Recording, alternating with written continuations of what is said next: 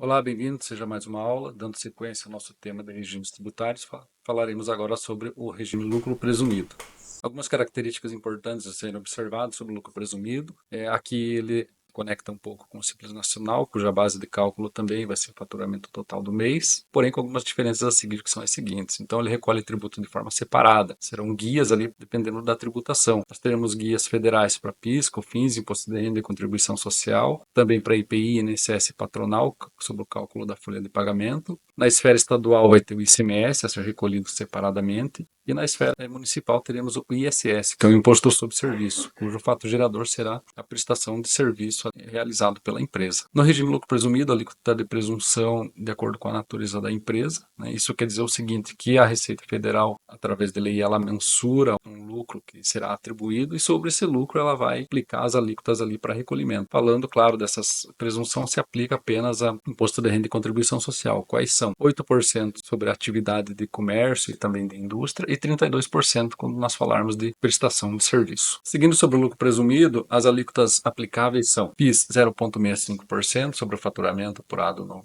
período, COFINS 3%, o ISS, que são para as empresas prestadoras de serviço, a alíquota pode variar entre 2% a 5%, e aí devemos observar em qual município a sua empresa está tendo domicílio para a gente chegar nessa alíquota. O ICMS, que é o Imposto sobre Circulação de Mercadorias e Serviços, ele é aplicável a empresas que prestam atividades de comércio, indústria e de alguns transportes. A alíquota pode variar de 7% a 19,5%, e essa variação implica em quê? Vai depender de onde o seu estabelecimento está com o domicílio firmado, então tem que observar qual alíquota vai ser aplicada dependendo do estado que você se encontra. O IPI, que é o Imposto sobre Produto Industrializado, ele se aplica a empresas que realizam atividade de indústria. Ele é variável conforme o produto, dessa forma, então não trouxemos ali as alíquotas, né? O mais comum é 10%, mas tem que ser observado a cada NCM que está sendo produzido, né? O NCM é uma nomenclatura comum do Mercosul, tem uma tabela definida por lei que deve ser observada e também a alíquota correspondente. Então é sempre procurar a contabilidade também para saber qual alíquota vai ser aplicada para você poder planejar o teu preço de venda do produto. Na sequência, o imposto de renda sobre pessoa jurídica e a contribuição social sobre o lucro líquido. Como já previamente anunciamos, ela é uma presunção da base de cálculo, 8% a 32%. Né? O mais comum é 8% para indústria e comércio e 32% para prestação de serviço. O imposto de renda ele possui uma alíquota de 15% aplicado sobre a base de cálculo de 8 ou 32%. Dependendo desse resultado, ele vai ter o adicional, que será de 10% sobre a diferença encontrada ali conforme os cálculos que são feitos. Detalhe desse cálculo pode ser solicitado e a gente pode